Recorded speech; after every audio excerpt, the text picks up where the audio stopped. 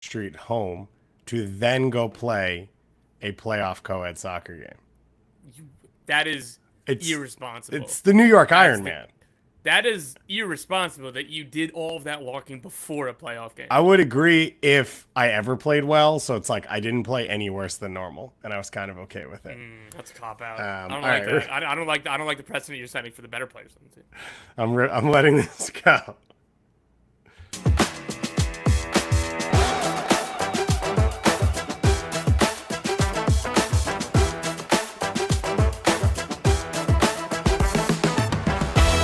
All right, everybody, welcome back to Soccer Wise. We are here for another big week of coverage. We've got multiple competitions to cover in over the course of these next few days. We've got as well some big trophies that have already been won for a certain Columbus Crew team. And of course, Tom takes no breaks. Breaking news as he scoops San Diego FC's new manager for their expansion year, who we believe will be Mikey Varis, and we will dig into that quite a lot coming up, including with a special guest. Tom, I'm feeling good. I just told you I walked over 17 miles yesterday. Then I went and played my playoff co-ed game. We won to go to the semifinals in a shootout in which myself and my wife, who both walked, were the only two to miss our shots. Yeah, That is a championship performance. this is why I said this is irresponsible, and this falls so far out of the David Goss character. The fact that pre a playoff game no less, you tired your legs out by walking for 17 miles. I cannot believe this, and I cannot believe that you decided to do that. David, what the hell? Do you not subscribe to the theory that because I'm always tired, I could not have gotten worse? No, I don't. Because That's I know the theory how I being subscribe tired to. works. You know, It's like when people say that the Earth is flat. It's like, all right, that's a theory. That's cool. That doesn't mean it's right. It means it's insane. So you think that just because you reach a level of tiredness that you can't get any more tired? What I would say is, what about before you reach that level of tiredness? my point is I've been dragging for weeks on the field, so I figured why not try something new? Why not elaborate throw an rationalization? electric shock in Elaborate there? rationalization. I don't like. Yeah, It. I don't like the message it sends to the other players on the team either. I As wasn't if that you're not prepared to caring. be labeled as the flat earther in this conversation on this show, so I'm a little bit rattled right now. Got you on your back foot. Yeah, because But that's it- what happens when you're tired. Then you can't think, and it goes down to muscle memory, and it's too slow. My hands dropped, and you caught me with the right hook, which I wasn't ready to block for. But it was the true New York day. I walked from 215th It's Street beautiful. all Yeah, the way it's through beautiful. Manhattan, across the Brooklyn Bridge to Pier 5 to play in front of the city. And of course, lightning, thunder, and rain hit about 7 minutes before my game started. I got soaked through, but all that matters is the victory, of course. And we move on to the semifinals. Tom, how's your rec league going? We haven't done a rec league review in a while. Lost in the semifinals last week. Still upset about it. Ooh. Did you walk before? No, I didn't. Maybe you didn't. should have, because my team No. won. Don't think that would have helped. So I'm 29. Most of the guys on the team are 29, 30, 31, and we played 22-year-olds. So we were super juiced about it, and lot of talking between the two sides. They went up. We came back, tied at 3-3. We had a 2-on-1 going down, and with our two best players, and one of them scuffed a shot wide. A minute later, the other team scores the go-ahead goal with a minute left. And then a 22-year-old legitimately tried to fake an injury on the running clock, and I almost ran over and picked him up myself. Thankfully, that didn't happen, and you didn't hear about any fighting stories at Good Sports USA in Wall, New Jersey.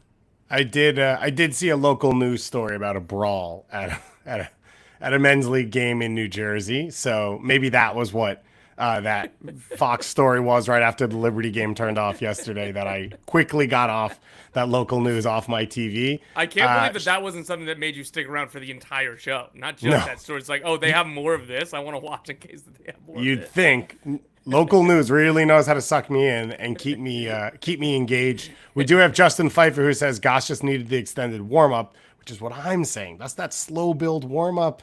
That's that World Cup level. Like, oh, we go for a walk pre-World Cup qualifier through the city just to get a little flow in the legs. 17 miles, maybe a little bit too much for that, but I'm gonna be proud of it because that's probably the most exercise I've done in a very, very long time as well. And shout out to New York City for being the perfect backdrop for an urban hike as needed. So as I mentioned, we've got some Leagues Cup to talk about. We've got San Diego to cover as well. We're gonna, of course, preview the U.S. Open Cup semifinals.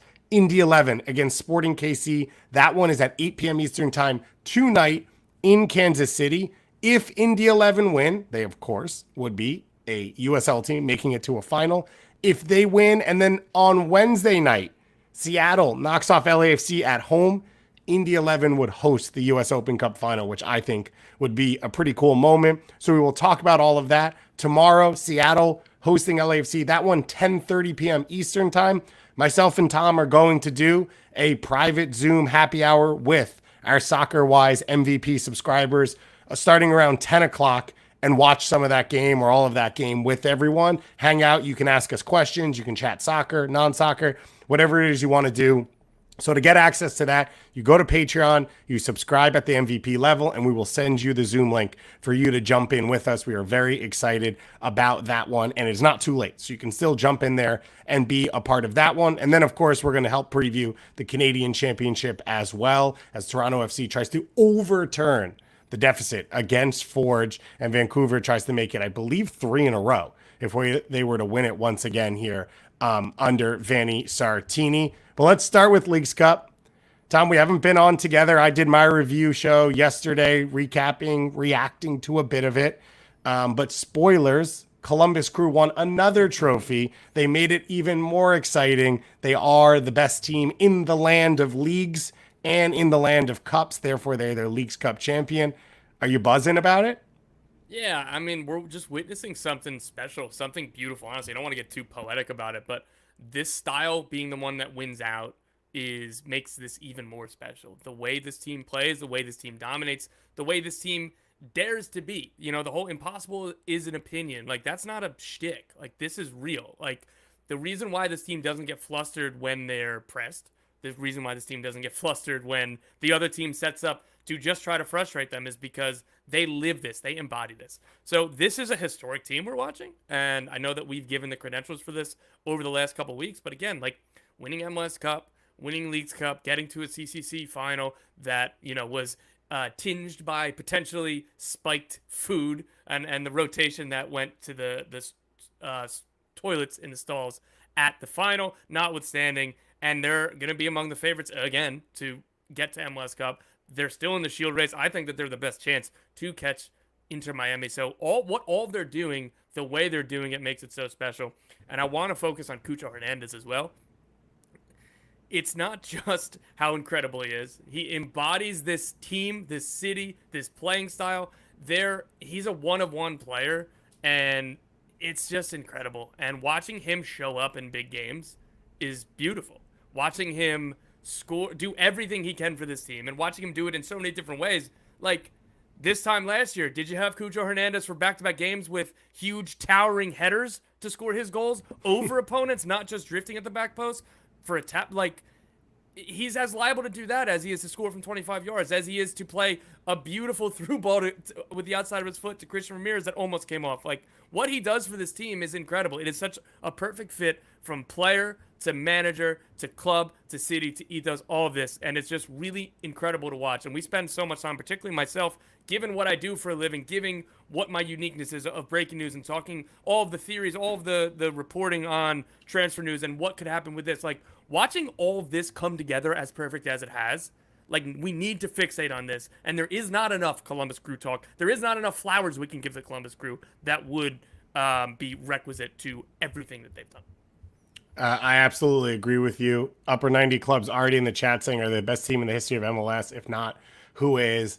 Those are not hyperbolic questions. Like, that is the space we are in. You start to have the conversation of, okay, you're talking about what time period are you talking about? You're talking about 1 year, you're talking about 4 years, are you talking about dynasty, you're talking about all time. Those are other conversations we'll have to have and figure out, which I don't think we should do right now because they're not done. Mm-hmm. We need to see the end of this year. We need to probably see them through another year, depending on who stays, to then give you this this error of Columbus Crew, who they are and who they stand up against. But in the Cucho conversation, and I think you are right to key in on him, adding to the like, would you have said he would be the guy with the headers a year ago? 2 years ago when he signed with a team that didn't make the postseason. He signed in the middle of that year, and he played on a team that ended up losing, I believe, on decision day to Orlando City and got knocked out of the playoffs. He then comes back and playing on a team with Lucas Zelarayan. If you go back and watch the start of last year, he was a left wing. He wasn't starting there, but almost all of his danger was he would pull out wide so Zelarayan could become the finisher down the middle. Then Zelarayan gets transferred, and they bring in Diego Rossi, and now Cucho's the 10, 80% of the time. And the rest of the time, he's the 9. He embodies all of this because he is a superstar willing to play in Wilfried Nance's setup of everyone does everything, everyone pitches in all across the field, and everyone has this pure belief that wherever they're put, they can be successful. He obviously can do it at a level that no one else on the field can, and maybe no one else in Major League Soccer can. But because he's willing to do all of that, I think you start to have a culture set outside of just the coaching staff through this team. I still would say the moment of the game is the security guards bowing down to Cucho, who's sitting on the boards, like arms out to the fans, and just like the pure love you see throughout the city, throughout the entire stadium, the atmosphere. We obviously were in Columbus for All-Star, and you could feel it from everyone of like they have their guy and they have this team that they can be completely in love with. And it obviously comes off the back of the like worst case scenario for a fan base, thinking they're going to lose their team for no fault of their own, and then fighting to get them back, and then some up and downs out of that. And now they're in this dream area. And in texting with Crew fans yesterday, they were like, I can't believe what it's like to be a Crew fan right now. But I think you're right to key in on Cucho there, because it's not just the quality, it's who he is, it's the personality, it's the connective tissue. Christian Ramirez talked about it on this show when we were there. Their connection and brotherhood, how they've brought Diego Rossi into the fold in a time where he kind of was like, I'd left MLS. Do I want to come back? What's my personality here? I was a Golden Boot winner at LAFC. Who am I in this team? And it's been flawless, and it's worked out perfectly. And this game wasn't easy. I mentioned this on the show yesterday, but I think one of the cool things with this is like they got punched back in the second half, unlike at MLS Cup, and they still overcame that. And that shows you all of the BS talk of like, oh, you can't play pretty at the back. You have to play it into Rosette or you're not a hard team. It's like those two things have nothing to do with each other. And I think Columbus is an example of that. Yeah, and they were unflustered when LAFC tried to press or tried to push the tempo or tried to make them uncomfortable. And again, like that comes from if this is your style all the time and we're not changing, we're not scared of anybody.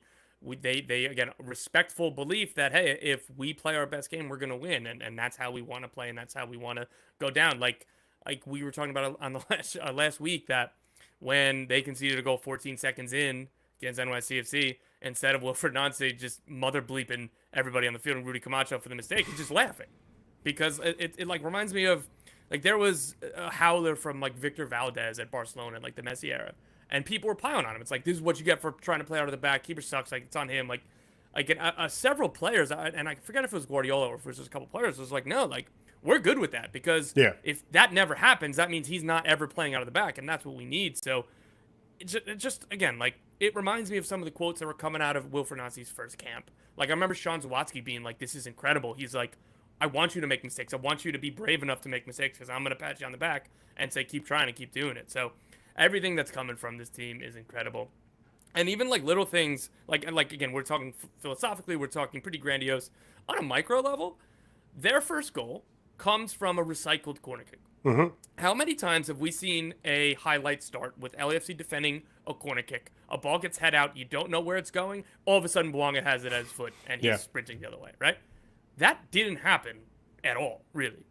Columbus, like both in their rest defense, specifically on set pieces is what I'm focusing on, but just in general, the rest defense was excellent where they were positioned. It helps when you have one of the smartest players in league history in Darlington Nagbe. But on that goal, it was Mo Farsi. And then he wins, like I wouldn't call it a duel, but he gets around Edward Atuesta entirely too easily. and plays a good pass instead of just trying to head it away or trying to shoot it. Like plays a good pass that recycles, ends up in a Cucho Hernandez goal. For LAFC over the last 6 weeks, a corner kick like that ends up in a transition opportunity. A corner kick that's under hit. Yeah, they're like stoked. Yeah, so like I think that's another little thing where like those two things usually don't go well together. Like you said, like if you're trying to play out of the back, you're not hard enough, right? Like usually it's like you're soft on set pieces, you're gonna get countered, or you're soft in this angle or that angle. Now they had Cucho jumping over defenders to win a header at the back post, and then they have these other moments. Like I don't know. I thought it was a really good game. I thought it was a really fun game. The intensity was really high, and again, this crew team is inevitable. It's just inevitable. I agree with you. I thought it was a very good game. I thought it was really enjoyable. For 45 minutes, it wasn't what I thought it was going to be last Thursday when I was asking you, like, what's this final going to be? There's no way it's going to be the same because LAFC are so much better. And that didn't feel true. And that's a credit to Columbus. And it's a credit to Columbus because in the time between last year's MLS Cup and now, they sold Aiden Morris. Like they didn't start Patrick Schulte, which was their own decision. Like they have made moves. They are not the exact same team. So to be able to perform at the same level is impressive for a club to be able to continue to roll things along. Obviously, if you haven't heard the story, Wilfred Nancy gave Nico Hagen the starting goal. He started the beginning of Leagues Cup because Patrick Schulte was at the Olympics. Schulte came back and took over for a bit, and Nancy said, you started this, you get to finish it. And he starts Nico Hagen, a 24-year-old who doesn't have a ton of club experience, Guatemalan international, and like, what a great moment for him. We saw his family traveled up for the game, like all these big stories. Oddmanson gets reinserted into the starting lineup for the first time in a while, but you can see going back to MLS Cup from last year, some of the ideas there. And that has been the story for this team. It's been Arfston in the knockouts. It was Mo Farsi in the final. It's been Aiden Morris in MLS Cup. It's Sean Zawadzki in this final. They have the ability with their depth and their optionality to change things up and continue things and roll things forward. And they shut down a lot of what LAFC wants to do. And they shut down Bouanga. You just talked about him, the transition, the counters, the danger. Olivier Giroud gets his first start for Columbus. He gets the goal in the second half after Lewis O'Brien came out at halftime, helps LAFC get a little bit of control in the game. The goal comes off a corner kick on a set piece, but Bouanga never opens up, never threatens, is not the player we have seen for the last few weeks or last few years in Major League Soccer. And a ton of that credit is to Columbus for closing down all the passing angles before it gets to Bouanga and closing down the spacing so he wasn't the option at any time for that LAFC backline. Yeah, I thought it was excellently done by LAFC. I thought it was interesting that Bouanga started on the right, and I didn't know if that was we want to isolate Bouanga with Amundsen because we think that there's an even bigger pace advantage here than Bouanga has against literally anybody in the league. Or if that was because, hey, Steven Moreira isn't afraid of Bouanga and he gets forward so well that we want somebody who's going to be naturally dropping in anyway in Bogusz to be on that side. So again, I thought that was curious. I liked the wrinkle. I liked the idea of it, but they kind of switched back to what was normal to them after that. So Goss, like on this, I was about to kick it back to you. What is the vibes around LAFC for you? Is it, big game, another big game loss, or is it like, okay, like you're coming up against what we're talking about for 15 minutes of a historic team in MLS and you just played them on the road in a final multiple times? I don't think you can just shake it off because it's the second time. I think the first time and throughout this year and coming into this game, it's like, yep, they got us. Like, congratulations. We didn't know what we were in for. They were better than us. We hadn't improved that roster yet. You come out of this game, and I think one of the big things is that you subbed off Eddie Atuesta at halftime. One of the guys who you say, we are different from the team from last year because Atuesta in central midfield can help us control the game. That's not the case. Deserved to be subbed off for the effort on the goal, to be honest. 100%. Yeah. But if you're LAFC, so uncharacteristic. When you look at things and say, oh, we're better than we were, that's one of the big names and one of the big reasons. And then Giroud, I think he'll settle in and that's fine. Hugo Lloris, not the best moment on that second goal. It's a tough spot. It's a tough minute of play for everyone on LAFC. No one's turned on. They let Cucho get into space. Jason Russell-Rowe gets to the near post on that run. But Hugo Lloris, a World Cup winning goalkeeper, not able to get off his foot and get a touch to that ball. Because any touch, there's no one else crashing for Columbus. So if he pushes that even out into the box in front of him, it's away. All of these are just things in which I would think LAFC are saying we're better than who we were because of these elements we've added. And those elements ended up failing you in this game. And you can't say that MLS Cup was a fluke. You cannot do it twice in the same spot against the same team and say it was a fluke. So I think there'll be a large element with internally in LAFC saying, like, we've been to all these finals. We are one of the best teams. We keep getting there because we're good and we know we're good. I think there'll still be confidence, but like, you can't shake off what's occurred over the last 12, 18 months. You can't shake off the inability to finish at the final stage and at that final group.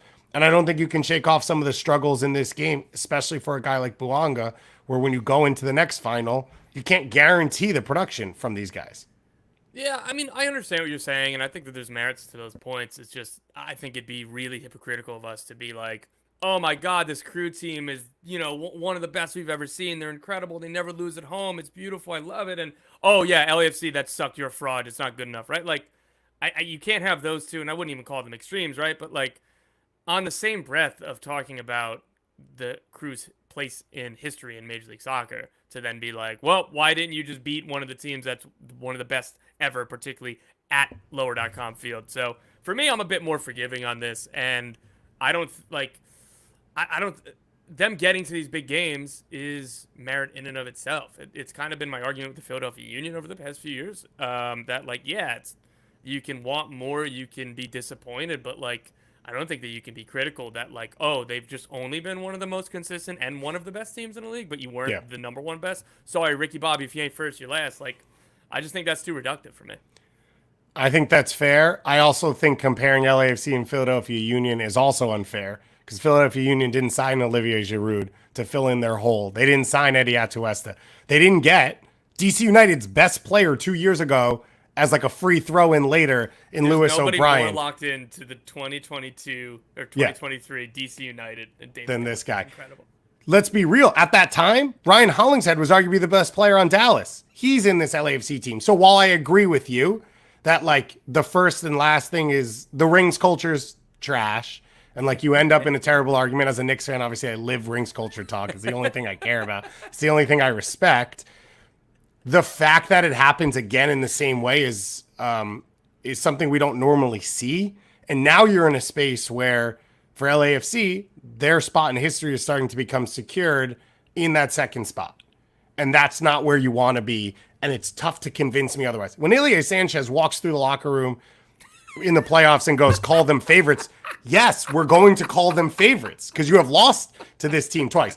LAFC, maybe the best thing they have going for them in terms of winning MLS Cup this year is that the East is so much tougher on the top. Yeah. It would surprise me less to see Columbus not make MLS Cup final than to see Columbus lose MLS Cup final if they got there going forward. On the LAFC side, we got a question yesterday in the mailbag about Willian. He's a free agent. Apparently he was hanging around LAFC games. Do you have any, is there any flame there with that smoke? I got nothing that is horrible. Nothing either way. Okay. It wouldn't be a game changer for them, but more good soccer players is always better than less. Do you have anything else on this one before we move forward? No, because we're going to talk about the Open Cup semi later. Yep. So LAFC are going to play, as I said, against Seattle coming up in the Open Cup final. Open Cup semifinal. That one against Seattle in Seattle. Reminder, they beat Seattle in Leagues Cup play in the quarterfinals. So they won that game 3-0. So now they have to rebound from the final on Sunday evening to go to this semifinal where Seattle played the early game on Saturday, and then they get to go home and relax. So there's going to be a tough turnaround for LAFC. We've got that coming up later in the show, but let's stick in California and let's talk San Diego here, because San Diego, you are reporting at Give Me Sport that they are prepared to make Mikey Varas their first head coach. Mikey Varas, a name you'll all be familiar with. He was the USU 20 coach since 2021. He worked as an interim and an assistant coach under Greg Berhalter and around U.S. Soccer. I believe the reports are that he will be the interim coach for the friendlies Correct. against Canada and New Zealand coming up? Correct. That's the plan. With Pochettino still trying to figure out his contract status coming out of Chelsea and all of that. Before his time with U.S. Soccer, Mikey Varas was an assistant and a youth coach with FC Dallas from 2017 all the way through 2020. First team assistant and a youth coach in their academy, one of the most successful academies in the country before that. And before that, he was an academy coach with Sacramento Republic, one of the other best academies in the country as well. This will be his first head coaching spot and his first head coaching spot at a senior position in Major League Soccer. Tom, what have you made of this as you've started to report it and hear about it? Yeah, I think it's super interesting. So Mikey Varas has been on the radar of several MLS clubs. He's one of those guys that, like, when you're putting together lists of, okay, who could be the next head coaches, and when you go through the familiar, like, either former coaches in MLS, like a guy like Gio Savarese comes up as an obvious, all right, that guy makes sense to talk to. Then you go to assistant coaches or rising young coaches. Him, Yohan Demay are, like, the two that come to mind for me. And I apologize if some others aren't coming off the top of my head. So, like, this isn't out of nowhere. This isn't just because of, like, his performances with the U20s or, an assistant on Greg Berhalter's staff at the Copa America. I know that finished the way that tournament went was very, very bad for the United States, but that's still part of his resume. He was interviewed for the Columbus Crew job that ultimately went to Wilfred Nancy, and, like, I don't want to misrepresent this. He was obviously not the top choice Wilfred Nancy was, and they were interested in Jim Curtin as well as some others, but, like, he was in the mix at a club like the Columbus Crew even 2 years ago or a year and a half ago, whenever exactly that kind of went through. So he's been on the radar of MLS clubs. He's viewed as a highly rated rising young coach. He was the assistant under Luchi Gonzalez at FC Dallas and then took that into being the US U20 head coach. He won the 2022 CONCACAF U20 championships, which served as qualification for the Olympics. So he led the United States to qualify for the Olympics for the first time since 2008. And again, then he kind of graduated after that to being with the senior national team this summer before Greg Berhalter was fired. So those are kind of all of his bona fides. It makes sense for me, this hire. It's exciting in a young coach, a coach that, he has youth ethos in his DNA, like going from Dallas as an academy manager to the first team under Lucci, and then obviously the youth national teams with the United States. And that's what San Diego wants to be. They're going to be a place that develops young talent, whether from their own academy or from players coming in abroad. Like, they have signed several veterans, obviously Chucky Lozano and Patty McNair, the two biggest names. But around those veterans, they're going to have a lot of young talent. So you need a manager who can develop youth and who will play youth. And it's the ethos of the club. It's the right to dream setup of, like, it's not just that you will play or you acknowledge it. It's the idea that, like, a large part of these clubs are set up to progress young players. And, like, that's the existence of Right to Dream.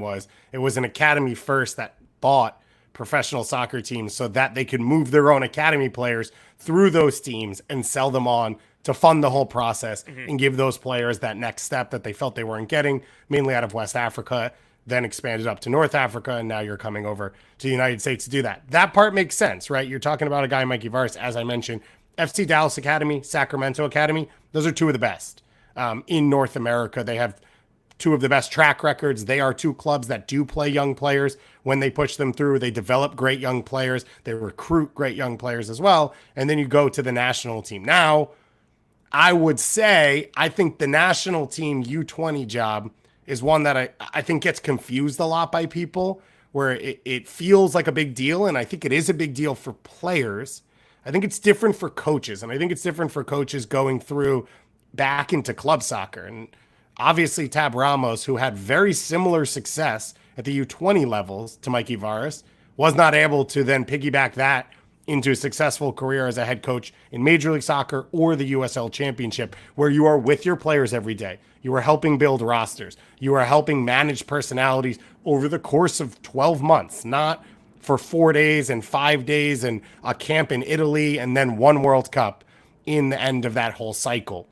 There's not a ton that happened with the U20s, where I think Mikey Varas stands out as different from other U20 teams for the U.S., right? They won the regional championship. Tab Ramos did that twice. They played in a U20 World Cup. They beat Ecuador, which is great. Otherwise, they beat the teams the U.S. always beats. The U.S. beats the non-big teams. They beat New Zealand every time we get drawn with New Zealand, which is constant for some reason at the Youth World Cup. And then they move on from there. And I would say FC Dallas isn't exactly the model that I would want to base my MLS club on, or the success that I would want to base my MLS club on in terms of competing at the highest level. That all goes to say that I could understand some levels of this. I'm a little underwhelmed. I'm underwhelmed in the way in which if Chucky Lozano is a signing up here, then I think Mikey Varis is an addition as a head coach, sort of right in the middle. And you mentioned he's one of the rising young names. I would argue the other rising young names have been head coaches.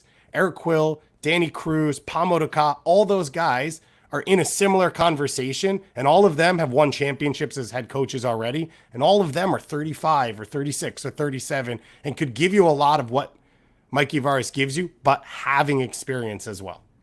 Yeah, okay, so that was going to be my pushback of like, all right, well then what is the alternative, right? Yeah. Like, this isn't a team that's going to hire Tata Martino, or this isn't like Jimmy Lozano is a name that's been floating out there. I don't know if that was real or fake or not, but like what is the alternative? It's not going to be a huge name. It's not going to be the most expensive head coach in the league. It has to be somebody with developmental jobs.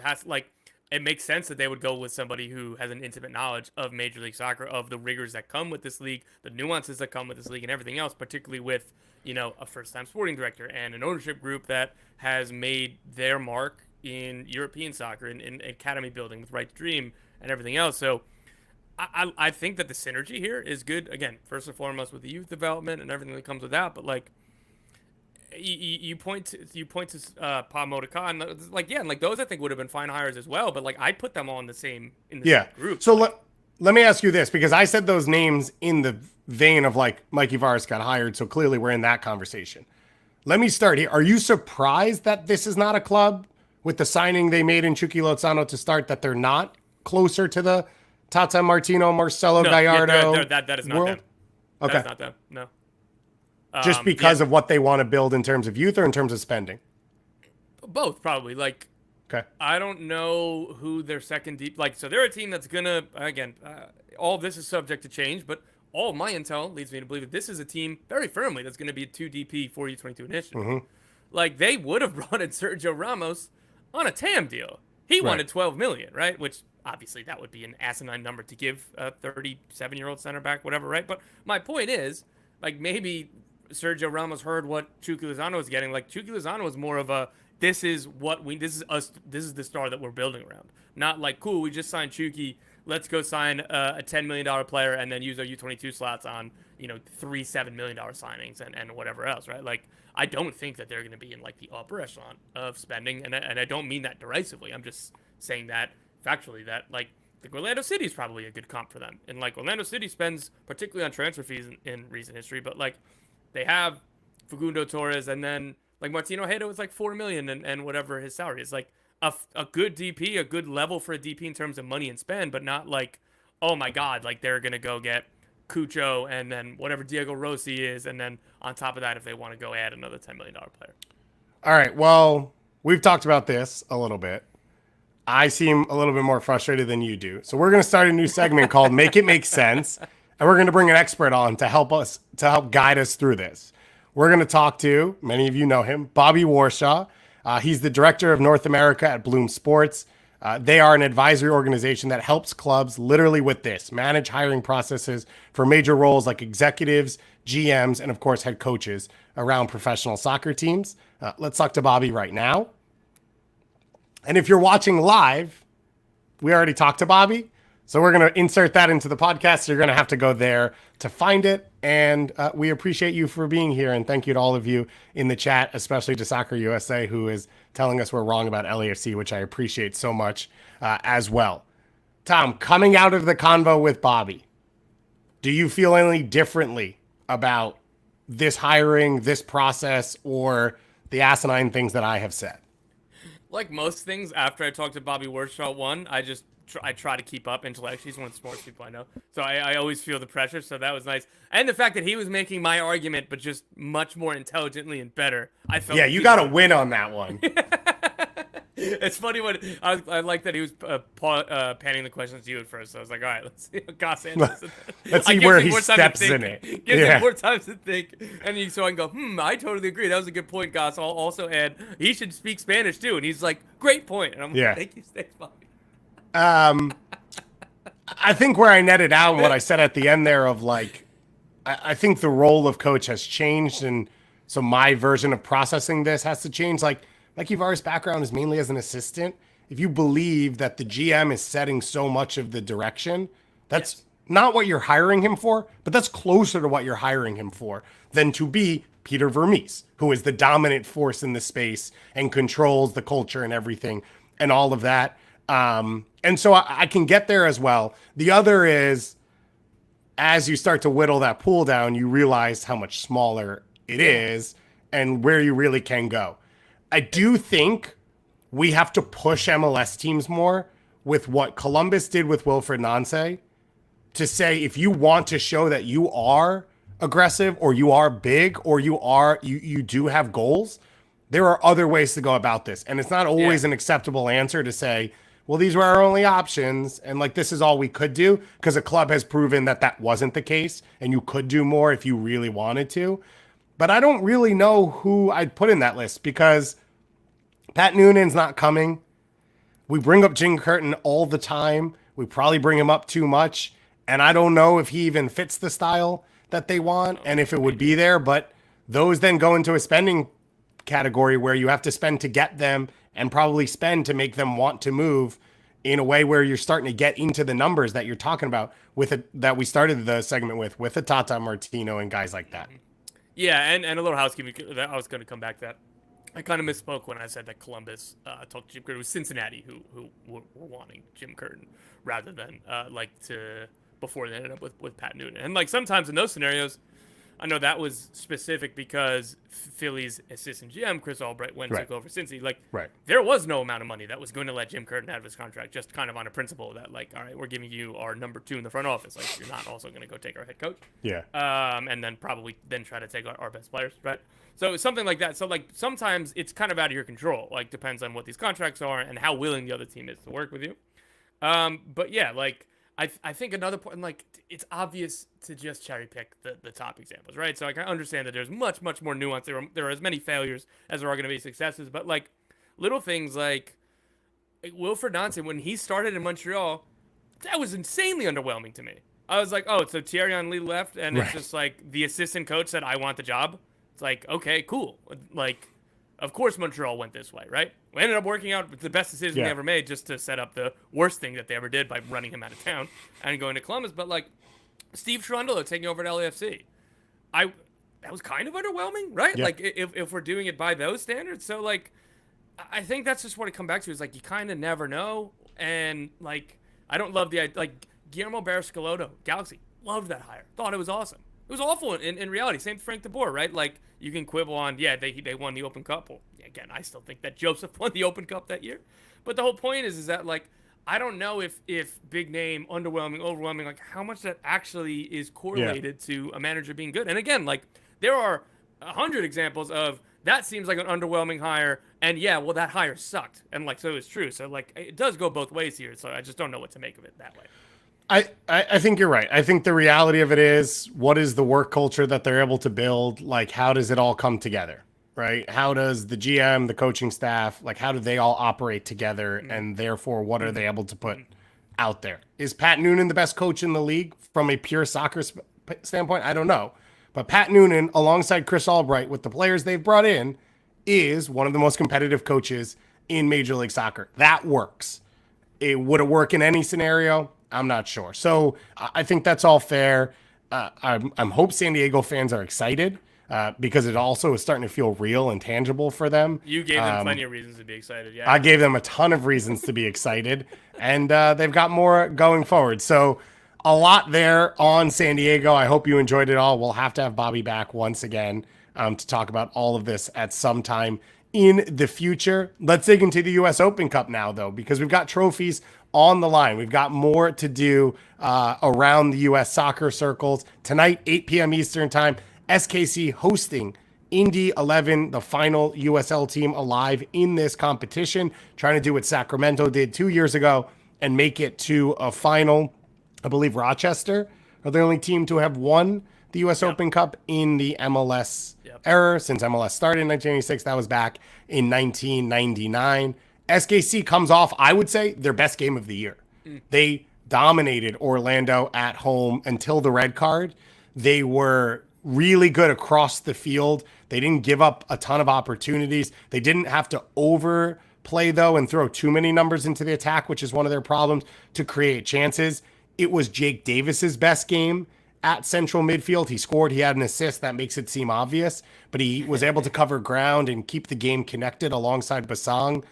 I still think his best role that I've seen him play in MLS is at right back, but you could understand the idea of like a good young player who's had success, bring him back to his natural position, because if he can be a center mid for you, you're a better club if you have a good homegrown center mid that you can build the rest of your roster around. Some weird notes in here. Andreas Fontas was taken off at halftime in the Orlando game at 1-0, at a 1-0 lead. Danny Rosero, slowly returning, was brought back on.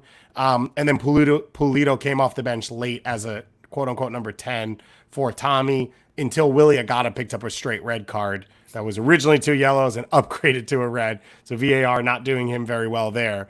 My assumption would be Agata from the start and plays a ton of minutes in this one because he can't play next weekend. Yeah. And that's probably what his role is on this team anyway, to suck up minutes. And SKC, this is a chance to save their season. Like, this is kind of all they have going forward. It's a huge opportunity. Yeah, a trophy's on the line. You're 2 wins away from a trophy. You're playing at home in this game against the USL Championship side. It will be a huge disappointment if they don't win, particularly given what the season is. And you're coming off what you said is probably the best performance of the season, if definitely the best performance for a while here. And you're rolling into the Open Cup. And if you could hang a trophy at the end of lift a trophy at the end of the season, like, that's a big silver lining. It doesn't mean that everything's going to be okay, but like, we're all here for trophies. We're all here for that celebration, the confetti snow angel, right? So this is a very, very important week for them, this game, and then the final will be in a month if they get there. And it comes with like the pressure of not just losing, but losing at home to a USL Championship side. Yeah. I think that would turn the fire up to 11 for this club. I know that there's been a lot of pressure on Peter Vermees and a lot of pressure kind of on this team that has turned for like national media like ourselves into apathy or ambivalence. Like, go back to our show Thursday. We're talking about the watchability rankings, and all I can muster up is I don't understand what the point is of this team, right? Like, whereas when you're local, it's a lot more anger. And so, I don't know, man. Like, this has to be a win for Sporting Kansas City, and they have a chance to get a silver lining for their season, which, again, like, would be excellent to add another trophy. Yeah, they got dumped in Leagues Cup, getting out of the group stage. I believe they lost 5-0 to Columbus. Yeah, in that round of 32. So not great success there. But as you said, this is a big chance. It would qualify them for CONCACAF play next year as well. I think a place that this club believes they should be in, conversations they believe they should be in. Every club should believe that. Yeah, and they better. Like, I hope that they do. And this is a team as well that has been in some big games in moments like that in the past. And this is another big game for them. U.S. Open Cup has meant a lot to this club under Peter Vermees.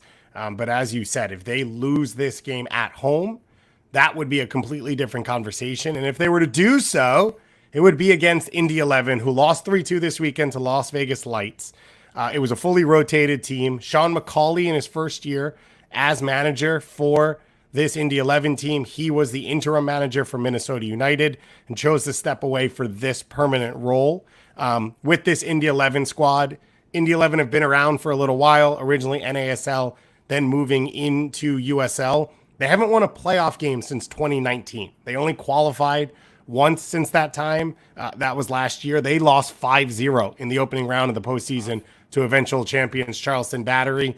A lot of that time was under Mark Lowry, who currently, I believe, is the Real Monarchs coach, but had coached El Paso before and had a ton of success there. And this was seen as like a home run addition for Indy 11, and everything went wrong under him. And now they've reset themselves under Sean McCauley. They are a veteran-laden team, so they are not going to be shocked by this moment.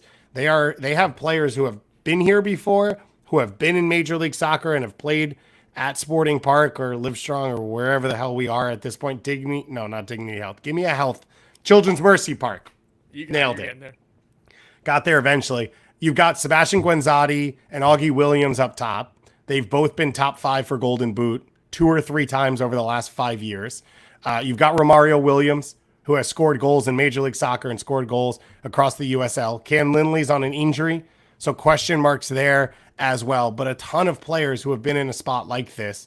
I watched some Indy 11 this week, sort of to remind myself what they look like and what they are. Big time professional, David Cox. Big time stuff. That's incredible. He cares about the audience at Soccer-Wise. I also would love nothing more than to go to Indianapolis at the end of September for this game. I've spent a lot of time in Indy over the last 2 years. None of it when the weather was nice. I would love to be there in September. I would love to go to a soccer game, and I would love for it to be a U.S. Open Cup final at a USL stadium and like have that atmosphere and that event. They're going to play 5 in the back in this game. They're probably going to play Guenzati in the hole underneath 2 center forwards.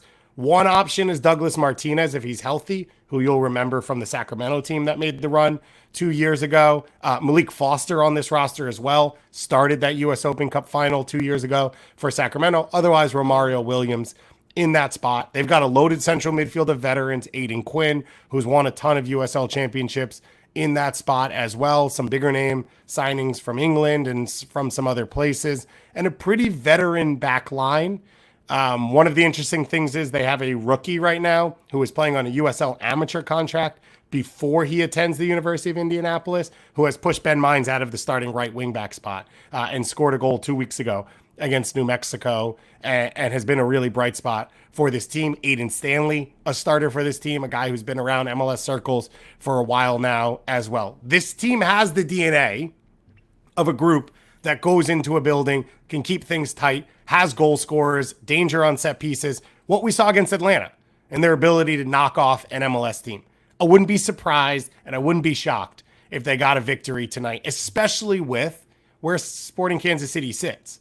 And Sporting Kansas City struggles with direct play, and they struggle in their physical battles, especially out of the center back position, especially if Danny Rosero can't start. So right now it's Volder and Fontas, two left-footed center backs who sometimes lose those battles, and now you're throwing Augie Williams or Mario Williams and Sebastian Guenzati at them. It is the formula. The question is if they put that big chance away. If you could play from a lead against Sporting KC at home with the pressure, what we just talked about in the moment, that is like the whole formula for getting the win here. Yeah, I agree. I don't have any more notes on Indy 11. You took all of the ones that I wrote down, so I'm going to transition us to the other semifinal, which is Wednesday night. Seattle hosting LAFC. We just saw this game, this knockout game in the League's Cup quarterfinals where LAFC absolutely shredded the Seattle Sounders. I believe we're up to 9 or 10 games that Seattle have not beaten LAFC, which is a big problem. Insane. And I'm going to hit you with the sports radio topic. Who needs this game more? Seattle to prove that they can hang with LAFC, or LAFC after losing the League's Cup final? I'm going to say Seattle. Me too. Yeah. Me too. There's a pretty good chance they make no noise in the playoffs. And then you look at things over the course of 4 years, and you would say it would be 4 years combined, taking out CCL play, where they've had zero success in regular seasons and zero success there. Yeah, you can't take that out. I understand that. That's fine. That's fair. But you could even go from that moment on because they didn't make the playoffs that year, or they didn't win a playoff game. No one ever does when they make a CCL final. And now the Crew are going to win MLS Cup. Yeah, right. And change all of that, which will be a part of their historic conversation. Yeah. And then since then, for Seattle, you've had just no success. You haven't won playoff games. You haven't made deep cup runs. You haven't won a trophy. This trophy means something to this club. Similar to SKC, who, by the way, SKC, if they win this, it would be their 5th. They would tie for first with the legendary clubs. It's like Bethlehem Steel, Maccabi, LA, clubs like that. So that would be a huge moment for that club. Seattle are right there. Like this trophy created their identity. This trophy is what Freddie Montero and Ziggy Schmidt and all of them built this club on, and an opportunity to beat LAFC, like you just said, and overturn that, and an opportunity to do this at home and then play in the final and potentially host the final. Yeah. Because if SKC wins, Seattle, and they'll know that going into this game, the chance to host a final at CenturyLink and blow it out and make it a big deal like they have in the past, all of that.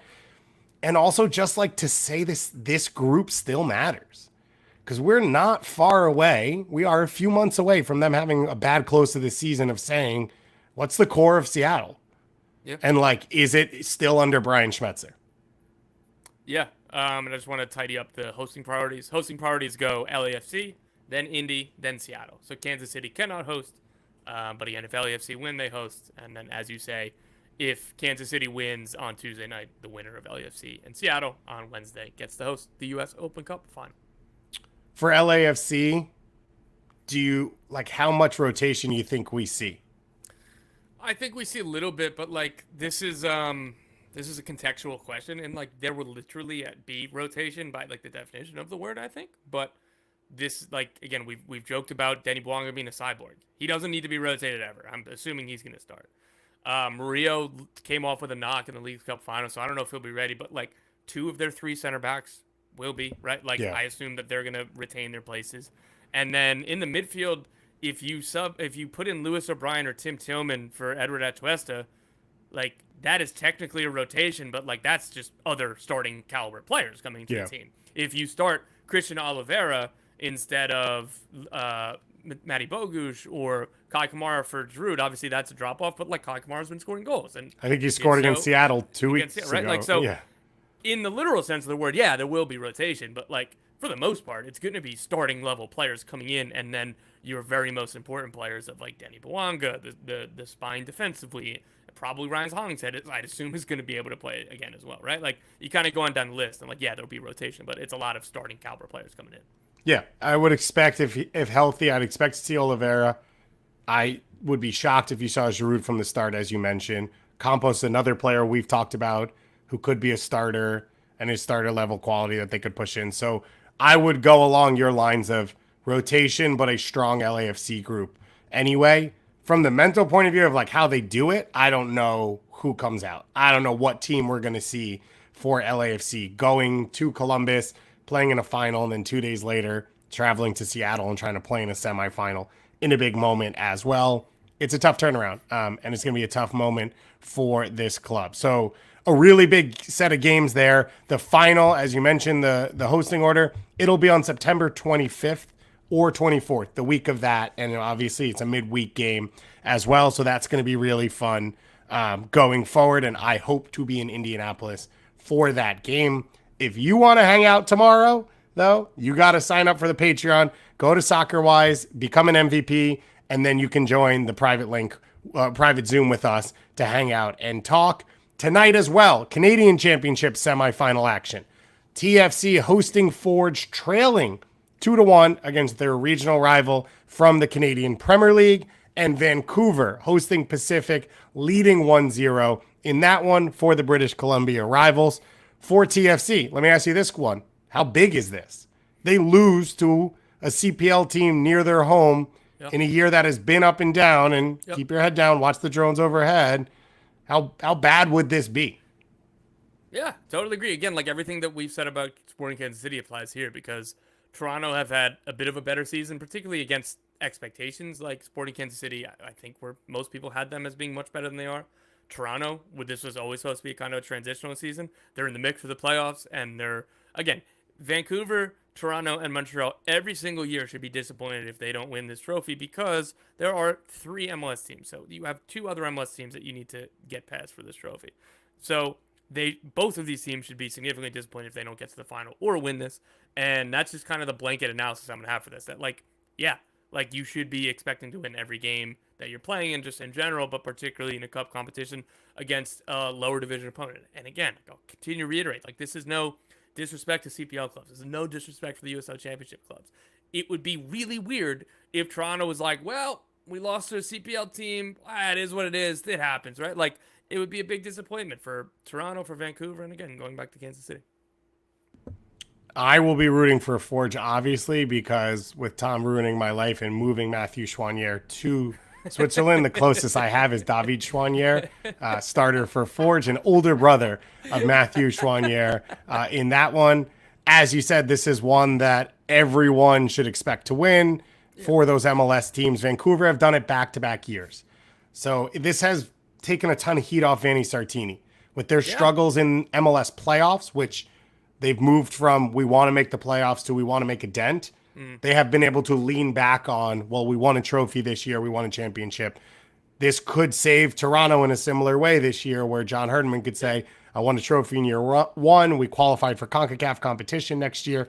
That would be huge. And obviously Forge would love to make that a difference, and Bobby Smirnionis would love nothing more than to overtake them. Last little note here, Ryan Gaul called back up to the Scotland team.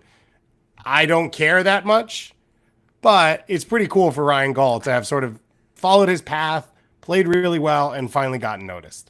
Yeah, what I would say is it shouldn't have taken this long, since he's put up the performances he has at such a consistent level with the Vancouver Whitecaps. Like, he should have been back in the Scotland mix. But I'm really happy for the player, for the person that he is back. He was October of 2014. He was called into Scotland's senior national team for the first time. This was like prime Scottish Messi talk. This was, he just made a move to Sporting CP. This kid is going to be the future face of Scotland soccer. Like, he's going to, like, we're bringing him into the national team now. Hey, maybe he won't make it. Maybe he won't start. Maybe he won't make his debut. But this is a kid, like, I was reading a story today from 2014. It was apparently the window or a couple windows after Andrew Robertson made his debut. And now he's gone on to be one of Scotland's, like, best ever players. And then it was like, all right, I want to do what Robertson did. And that's how we're trying to bring him along. So that's how he was viewed. And he was viewed as the better player because he's a 10 and not a left back like Andy Robertson is. And he hasn't made his senior debut. So really cool perseverance for Ryan Gauld, his career path that has taken him to where he is now with Vancouver. And he seems like a genuinely happy guy. Like, there are some great quotes about, he's asked a lot about, like, Scott. He's like, yeah, of course I'd want. He's like, honestly, I don't even think about it that much. Like, he's like, I look at international breaks and go, cool, like, a couple days off, I'm going to go surfing or whatever. Like, it's really cool for him that he's going to be back. Does Ryan Gauld serve? Yeah. Oh, the Scottish surfer. That I didn't know. I also had to Google, because when you first said October of 2014, I assumed you misspoke. And so I was going to fact check you to help you on that one. And it was really 2014. Wow. That was a long time ago. And he didn't make it. And again, he didn't make his debut. Like, this was, like, I don't know, man. This would have been like Gio Reyna coming through and not making his senior national team debut with the United States. Like, that's how he was viewed with Scotland a decade ago. So well done to him. Incredible perseverance. Like, not every path is the same. Development isn't linear. And I'm just really happy for Ryan Gauld that hopefully he's gonna. It would be really, really cruel if they call him up and do not play him in this window. I would be very, very upset about that. I cannot possibly see that happening. It would suck. The reason I said I didn't care, by the way, off the start is I had to do a bunch of European Championship previews and coverage and everything. The amount of times people talk about Scotland, and I believe they are the worst national team on the planet to watch play, is like way too overwhelming for me. And I've reached my limit on all of that. And so therefore I had decided that I didn't care about this, even though I think it's really cool for Ryan Gauld, a player that I really, really like. Yeah, so the smaller subset of this is this sucks for Canada. Like, I'm pretty sure he was getting closer to citizenship. Or don't do that, Tom. Don't make Canada fans feel bad. Like, that came into, it was like, cool. Like, when, like, the countdown of Ryan Gauld getting, like, he's even been asked about this, I believe. Like, this was kind of a narrative, it's kind of a thing. And obviously him playing for Scotland would take that away. Before we finish out here, real quick, I believe the European transfer window closes on Friday. Correct. Tom, this is your beat. So therefore something else for you to stay awake for and never sleep about. Is there anything we should keep our eyes on? Is there anything we'll be talking about Thursday or next Tuesday? Yeah, I mean, for MLS deals, it'll be like, there's a few that I'm reporting on that are like, there's no, like, Georgi Petrovic got moved in the last week of the transfer window last year for whatever, $19 million.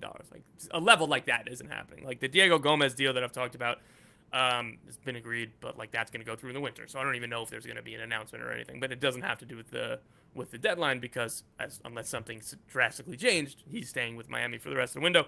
I will say, don't know what I'm allowed to say about this, but Friday evening, CBS Sports Golazo, there, my face might be around that, and I would say to tune in around the transfer deadline. Nice.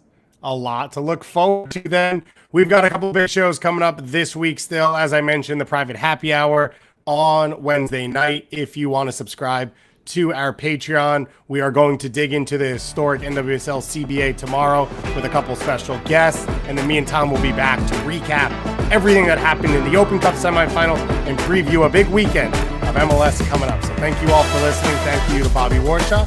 We'll talk to you all again very, very